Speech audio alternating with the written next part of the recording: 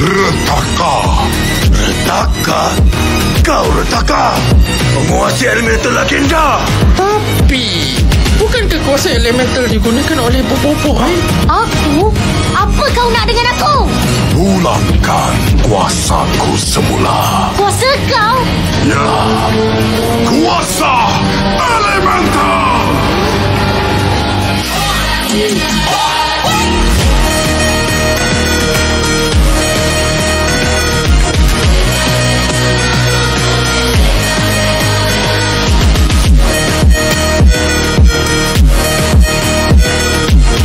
Barangkali mudah mentah macam kau tak tahu. Berpecah membuatkan kuasa elemental lemah. Kau berpecah, tapi pegang! Kalahkan dia, Bobo Boy!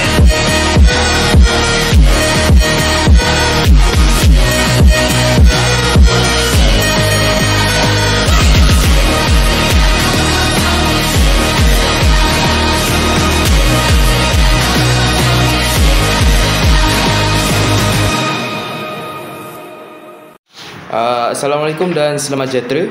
Hari ini kami daripada Kumpulan 5 akan membentangkan sebuah dunia animasi tempatan, iaitu Bobo Boy The Movie 2, yang kaya dengan pelajaran tentang perkembangan tingkah laku manusia. Dengan ini kita akan melihat bagaimana watak-watak kegemaran seperti Bobo Boy, Fang dan Gopal yang mengalami perubahan signifikan melalui teori behaviorism dalam filem Bobo Boy The Movie 2.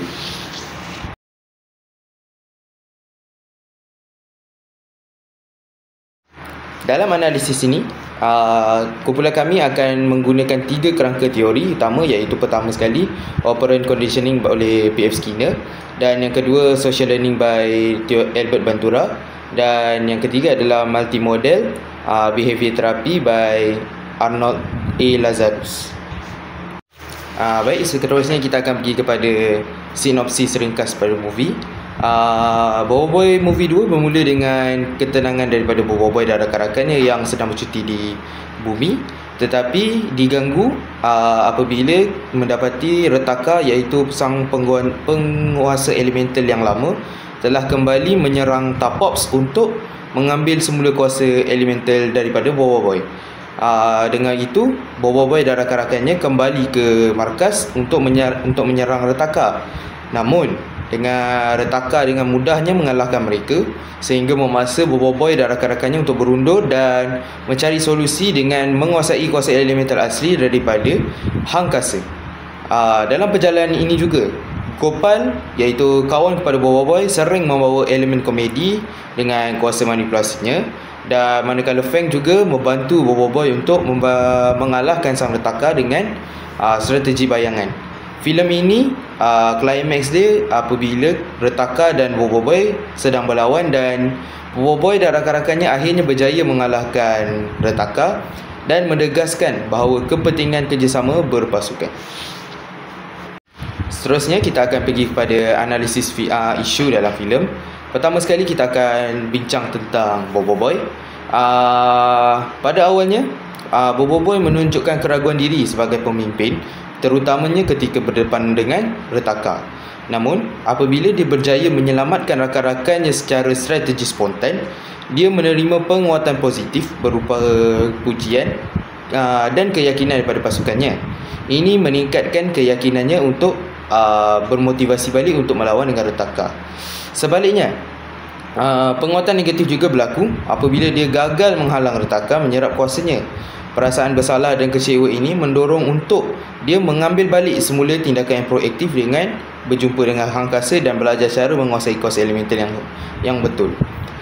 Kegagalan ini tidak melemahkannya, tetapi motivasinya untuk membentuk strategi dan menciptakan identiti Bobo Boy Supra.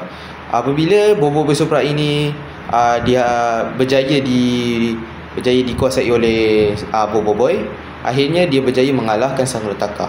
Ini menunjukkan kematangan dan kecekalan yang ketat. Seterusnya, kita pergi kepada watak sampingan yang kawan Bobo Boy, iaitu Gopal.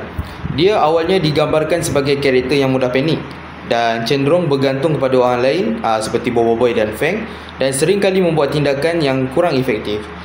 Titik perubahan tingkah lakunya bermula apabila dia secara spontan menyelamatkan Octobot, dan pujian yang diterima daripada rakan-rakan. Gopal, kau memang terbaik, berfungsi sebagai penguatan positif yang kuat dan mengukuhkan keberaniannya.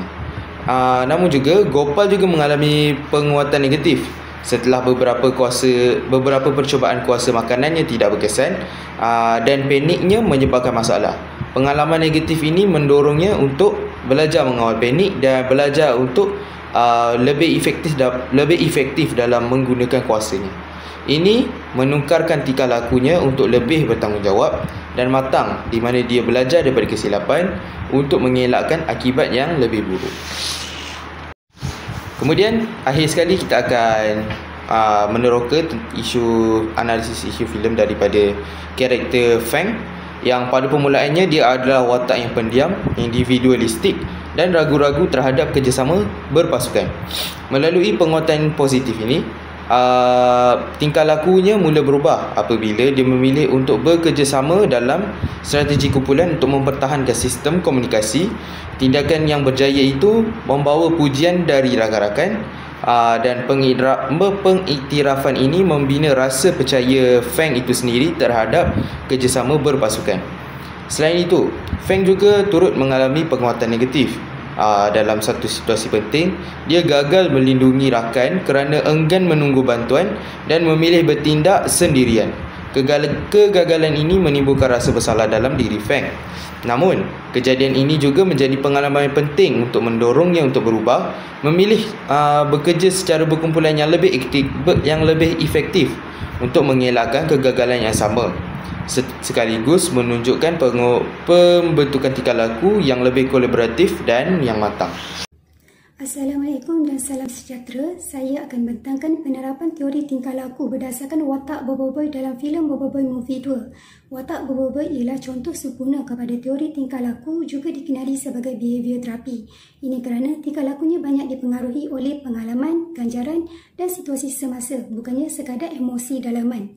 Pertama sekali, Skinner melalui konsep operant conditioning menjelaskan bahawa tingkah laku manusia boleh diperkukuhkan melalui ganjaran. Dalam filem, Bobo Boy menerima ganjaran positif seperti pujian dan sokongan daripada rakan-rakannya setiap kali dia membantu menyelamatkan rakan-rakannya. Manakala, penguatan negatif pula berlaku apabila dia belajar daripada kegagalannya. Contohnya, bila dia gagal halang Rataka daripada menyerap kuasa, Bobo Boy ubah strateginya dan cipta kuasa baru, iaitu Bobo Boy Supra. Seterusnya, kita boleh faham tingkah laku dia menggunakan model ABC, iaitu A untuk antecedent, serangan mengejut oleh Rataka yang melemahkan pasukannya. B untuk behavior, Bobo Boy bertindak membentuk strategi baru dan mencipta Bobo Boy Supra. Manakala C pula adalah consequence, dia berjaya menyelamatkan pasukan dan menerima penghargaan sebagai pemimpin. Kemudian dari sudut Albert Bandura, Bobo Boy juga bertindak sebagai model kepada rakan-rakan. Dalam babak dia berani lawan Rataka, rakan-rakannya seperti Fan dan Gopal mula meniru tindakannya. Ini disebut sebagai pembelajaran melalui pemerhatian. Akhir sekali, mengikut pendekatan Lazarus, tingkah laku Bobo Boy menunjukkan bahawa dia lebih fokus kepada masalah semasa dan menyelesaikan secara praktikal. Selepas kegagalan, dia tak terus murung tapi segera bertindak untuk mencari penyelesaian. Ciri utama dalam terapi tingkah laku berorientasikan tindakan. Kesimpulannya, Bobo Boy ialah contoh watak yang sangat sesuai digunakan untuk memahami bagaimana tingkah laku boleh dibentuk, diubah dan dikuatkan melalui pengalaman, pengaruh sosial dan tindakan berfokus. Sekian, terima kasih. Assalamualaikum dan salam sejahtera. Hari ini saya akan membentangkan analisis watak Gopal dalam Bobo Boy Movie 2 dengan menggunakan pendekatan teori tingkah laku. Gopal pada awalnya digambarkan sebagai seorang yang cepat panik dan bergantung kepada orang lain. Tetapi sepanjang cerita, dia menunjukkan perkembangan menjadi lebih berani dan strategik, terutamanya dalam membantu pasukannya menghadapi Rataka. Menurut Skinner, perubahan ini berlaku melalui dua bentuk pengukuhan, iaitu yang pertama, pengukuhan positif. Apabila Gopal mendapat pujian selepas menyelamatkan Octobot seperti ucapan, "Gopal, kau memang terbaik." Pujian ini menguatkan tingkah laku beraninya. Dan kedua, pengukuhan negatif. Apabila dia belajar daripada pengalaman gagal menggunakan kuasanya. Perubahan Gopal juga boleh dilihat melalui model ABC, iaitu A. Antecedent apabila retaka memusnahkan alat komunikasi pasukan, dan B. Behavior, Gopal bertindak mencipta pelindung makanan, dan C. Consequences, iaitu akibatnya dia percaya menyelamatkan rakan-rakan dan mendapat pujian. Ini menunjukkan bagaimana tingkah laku terbentuk daripada situasi dan kesan yang berlaku selepasnya. Melalui pembelajaran sosial oleh Albert Bandura, Gopal juga belajar dengan memahami tingkah laku positif rakan seperti Bobo Boy. Dia meniru ketenangan dan cara Bobo Boy menyusun strategi, lalu mula menunjukkan kepimpinan dan keyakinan. Akhir sekali dari pendekatan Lazarus, Gopal menunjukkan ciri berorientasikan tindakan. Contohnya, walaupun dia takut, dia tetap membuat keputusan untuk melindungi pasukan seperti membina tembok makanan dalam situasi genting. Kesimpulannya, perubahan Gopal membuktikan bahawa tingkah laku boleh dibentuk dan dimatangkan melalui pujian, pengalaman, pemerhatian serta keberanian bertindak selari dengan prinsip-prinsip utama dalam teori terapi tingkah laku. Sekian, terima kasih. Assalamualaikum dan salam sejahtera. Dalam Bobo Boy Movie 2, Fang pada awalnya digambarkan sebagai seorang remaja yang pendiam, lebih suka bertindak sendirian dan kurang yakin terhadap kerja berpasukan. Namun apabila pasukannya berdepan dengan ancaman besar daripada retaka, tingkah lakunya mula berubah secara ketara. Melalui prinsip teori tingkah laku, perubahan ini dapat dijelaskan dengan lebih jelas. Pendekatan operant conditioning oleh B.F. Skinner menunjukkan bagaimana ganjaran sosial seperti pujian selepas Fang membantu rakan-rakannya mempertahankan sistem komunikasi dapat mengukuhkan lagi tingkah lakunya yang lebih positif. Peneguhan negatif juga berlaku apabila dia mengalami kegagalan akibat bertindak bersendirian, lalu menyedarkan dia untuk lebih terbuka terhadap kerjasama.